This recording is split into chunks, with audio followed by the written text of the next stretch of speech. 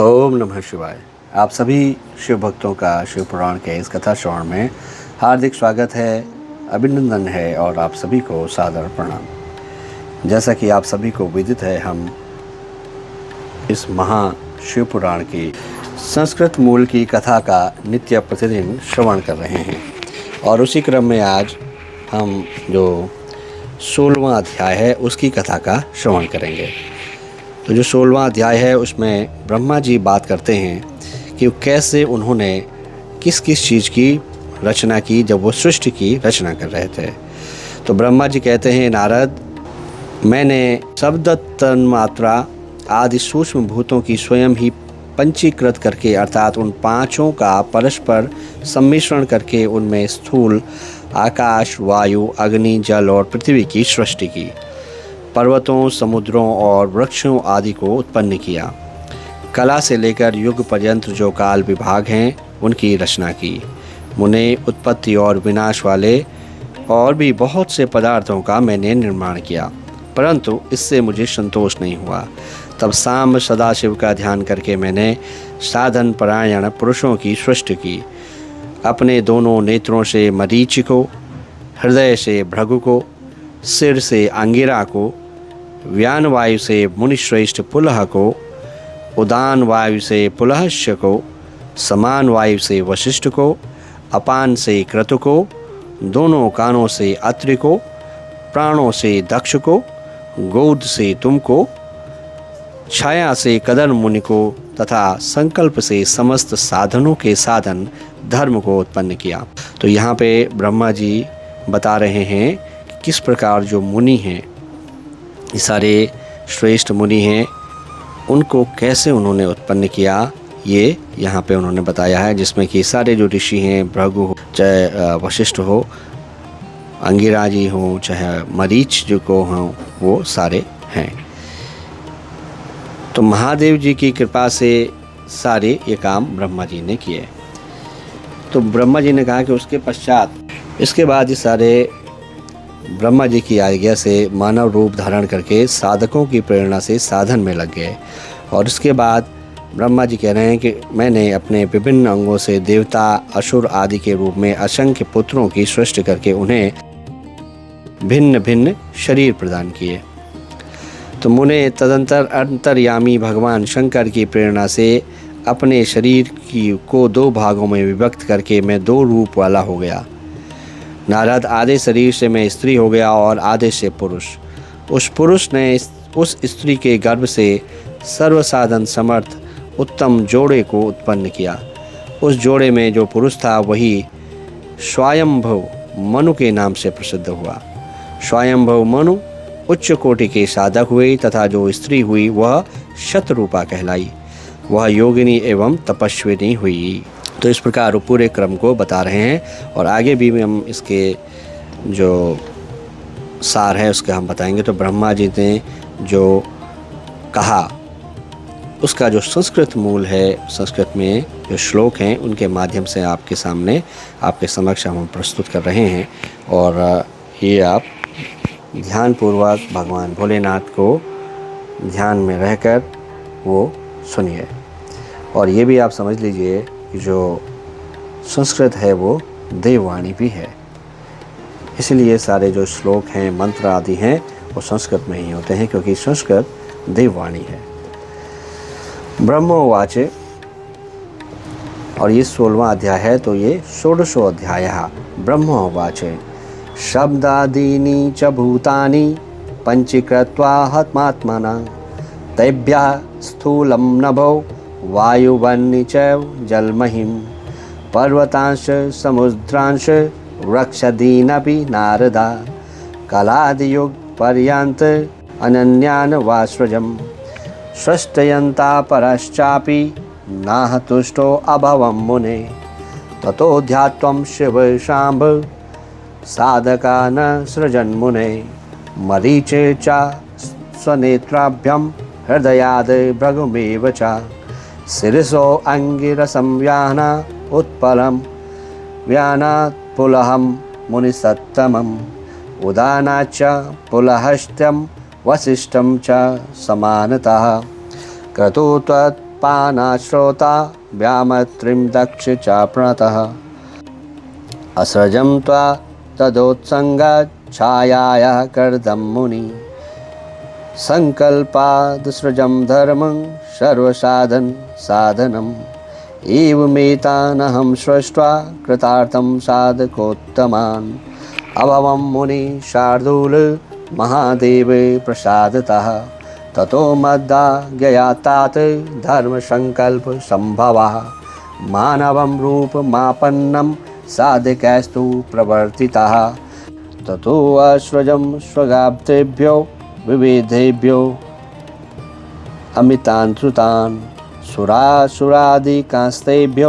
दत्त्वा तातां तनुं मुने ततोऽहं शङ्करेणाथ प्रेरितो अन्तर्गतेन हि द्विधा कृत्वा मनोदेहं द्विरूपश्चाभवं मुने अर्धेन नारी पुरुषार्धेन सन्ततो मुने स तस्यामश्रुतज द्वन्द्वसर्वसाधनमुक्तमं स्वाम्भुव मनुस्तत्र पुरुषपरसाधनं शतरूपा विभानारी योगिना सा तपस्विनी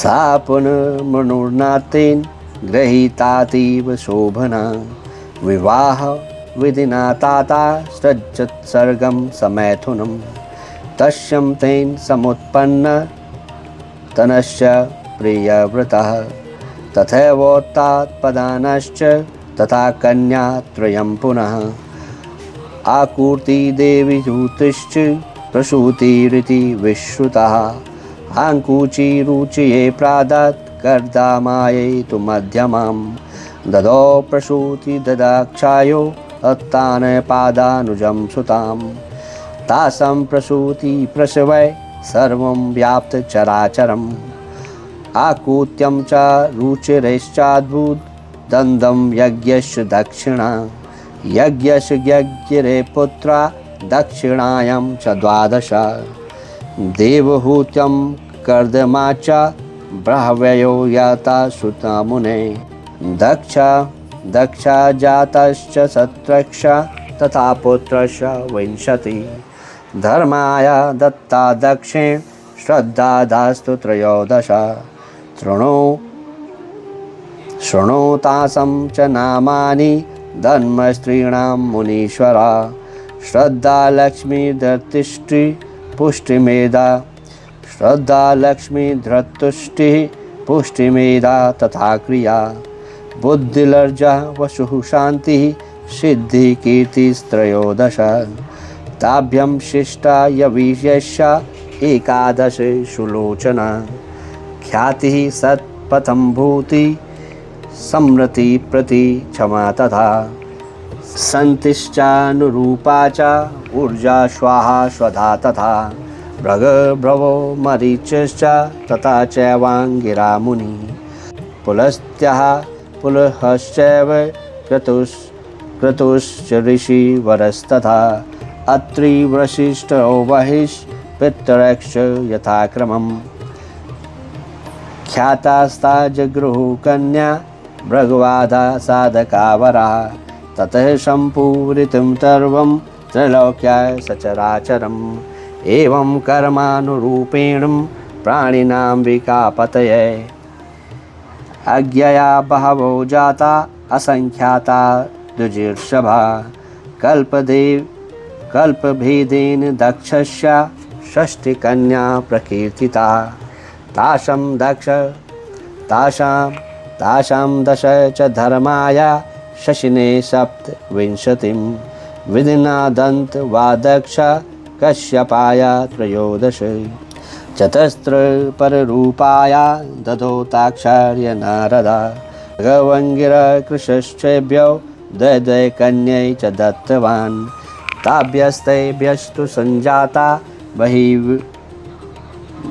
बहिर्वषष्टिश्चराचरा 13 मितास्तस्मै कश्यपाय महात्मने दत्ता दक्षिण या कन्या विधिमन्नु मुनिसत्तमं तासां प्रसूतिभिव्याप्ते त्रैलोक्यं सचराचरम् स्थावरं जङ्गमं चैव शून्यमेव तु किञ्चनं देवाश्च ऋषयश्चैव दैत्यश्चैव प्रज्ञगिरे वृक्षाक्ष पाणिश्चैव सर्वे पर्वतवीरधु दक्षकन्या प्रसूस्तैश्च व्याप्तमेवं चराचरं पातालातलमारभ्यं सत्यलोकावधि ध्रुवं ब्रह्माण्डं सकलं व्याप्तं शून्यमेव कदाचनम् एवं सृष्टिकृता सम्यक् ब्रह्मणा शम्भुशासनात् सती नाम त्रिशूलाग्रे सदा रुद्रेण रक्षिता तपोर्थं निर्मिता पूर्वं शम्भुना सर्वविष्णुना शैव दक्षात् समुद्भूता लोककार्यार्थमेव च लीलां चकार बहुशो भक्तोद्धरण हेतवे वामाङ्गो यस्य वैकुण्ठो दक्षिणाङ्गो अहमेव च रुद्रो हृदयजो यस्य त्रिविधस्तु शिव स्मृता अहं विष्णुश्च रुद्रश्च गुणास्त्रया उदाहृता स्वयं सदा निर्गुणश्च परं ब्रह्म व्ययः शिवा विष्णुः सत्त्वरजो अहं च तमो रुद्र उदाहृतौ लोकाचरात् इत्येवं नामतो वस्तुतो अनन्ता अन्तस्तमो बहिः सत्त्वो विष्णुरुद्रस्तथा मतः अन्तः सत्त्वस्तमो बाह्यो रजो अहं सर्वथा मुने राजसी चाशुरे देवी सत्त्वरूपा तु सा सती लक्ष्मीस्तमोमज्ञयी ज्ञेया त्रिरूपा च शिवा परा एवं शिवा सती भूत्वा शङ्करेण विवाहिता पितृयज्ञे तनुं त्यक्ता नारदात् स्वयं पदो ययौ पुनश्च पार्वती जाता देवप्रार्थनया शिवा तपा कृत्वा सुविपुलं पुनः शिवमुपागता तस्या नामान्यनेकानि जतानि च मुनीश्वर कालिका चण्डिका भद्रा चामुण्डा विजया जया जयन्ती भद्रकाली च दुर्गा भगवतीति च कामाख्या कामदाह्यम्बा मृडानि सर्वमङ्गला नामधेयान्यनेकानि भुक्तिमुक्तिप्रदानि च गुणकर्मानुरूपाणि प्रायस्तत्र पार्वती गुणकर्मानुरूपाणि प्रायशस्तत्र पार्वती गुणोमयस्तथा देव्यो देवा गुणमयास्त्रया मिलित्वा विविधं सृष्टे च कृस्ते कार्यमुत्तमम् एवं सृष्टिप्रकारस्ते वर्णितो मुनिसत्तमम् शिवाज्ञया विरचितो ब्रह्माण्डस्य मायाखिलः एवं सृष्टिप्रकारस्ते वर्णितो मुनिसत्तमम् शिवाज्ञया विरचितो ब्रह्माण्डस्य मायाखिलः परं ब्रह्म शिवः प्रोक्तस् परं ब्रह्म शिवः प्रोक्तस्तस्य रूपास्त्रयासुरा अहं विष्णुश्च रुद्रश्च गुणभेदानुरूपतः शिवया रमेत स्वैरें शिवलोके मनोरमे स्वतंत्र परमात्मा हि निर्गुणो सगुणो अप्यवै तस्य पूर्णावतारो हि रुद्र साक्षात् शिवा स्मृता कैलासे भवनं रम्यं पंचवक्त्रशकारः ब्रह्माण्डस्य तथा नाशे तस्य नाशोऽस्ति वै नहि। इति श्री शिव महापुराणे द्वितीयायां रुद्रसंहितायां प्रथमखण्डे षष्ठ्यो उपक्रमे ब्रह्मा नारद संवादे सृष्टिवर्णनं नाम षोडशोऽध्यायः। इस प्रकार ये जो अध्याय है ये यहाँ पे समाप्त होता है, लेकिन उसके पहले जो मैं आपको सार रूप से इस अध्याय को बता रहा था, इसमें मुख्य रूप से ब्रह्मा जी ने जो सृष्टि की उत्पत्ति की, उन्होंने बताया कैसे ऋषियों की उत्पत्ति की, और उसके बाद जिस तरह से उन्होंने ऋषियों की स्तुति की। उसी प्रकार से जो ब्रह्मा जी थे उन्होंने अपने आप को 2 भागों में विभक्त कर लिया था, जो मैंने आपको बताया था। स्वयंभू मनु के नाम से वो उन्होंने एक पुत्र जो था वो हुआ। उन्होंने अपने आप को 2 भागों में विभक्त कर लिया था। आधे शरीर से वो स्त्री और आधे से पुरुष हो गए। तो उस पुरुष ने उस स्त्री के गर्भ से जो है सर्व साधन समर्थ उत्तम जोड़ों को उत्पन्न किया। तो जो जोड़े थे उनको उत्पन्न किया, जिसमें स्वयंभू मनु जो है वो साधक हुए और उनकी जो स्त्री हुई वो शतरूपा कहलाई, योगिनी और तपस्वी हुई। तो जो मनु थे मतलब स्वयंभू मनु, उन्होंने वैवाहिक विधि से अत्यंत सुंदरी शतरूपा का उन्होंने क्या किया, प्राण ग्रहण किया, अर्थात उनसे विवाह किया और फिर वे जो मैथुन जनित सृष्टि है उसको उत्पन्न करने लगे। तो उन्होंने शतरूपा से जो थे उनके 2 पुत्र उत्पन्न हुए। एक का नाम प्रियव्रत हुआ, दूसरे उत्तानपाद हुए। और उनकी 3 कन्याएं थीं। कन्याओं का नाम था आकृति, देवहूति और प्रसूति। तो जो मनु थे उन्होंने आकृति का विवाह जो प्रजापति रुचि के साथ किया। मंजली जो पुत्री देवहूति थी उसको विवाह जो है कदर्म को जो थे ऋषि उनसे साथ की। और जो छोटी सबसे अपनी उनकी जो लड़की थी उसका नाम था प्रसूति, और उसका विवाह प्रसूति का जो विवाह था वो प्रजापति जो दक्ष थे उनको कर दी। तो उनकी जो संतान परंपराओं से समस्त चराचर जगत जो है व्याप्त है। और जो प्रजापति रुचि थे उनका जो विवाह आकृति से हुआ था, तो उनके यज्ञ और दक्षिण नाम जो है स्त्री और पुरुष का जोड़ा उत्पन्न हुआ। तो यज्ञ के दक्षिणा से 12 पुत्र हुए। कदर्मों द्वारा देवहूति के गर्भ से बहुत सी पुत्रियां उत्पन्न हुई। तो दक्ष के प्रसूति से 24 कन्याएं हुई। उनमें से श्रद्धा आदि 13 कन्याओं का विवाह दक्ष ने धर्म के साथ कर दिया। तो मुनीश्वर, धर्म की उन पत्नियों के नाम सुनो।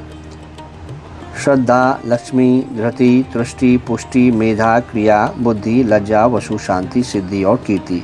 तो ये सब 13 कन्याएं हैं जिनका विवाह धर्म के साथ हुआ है।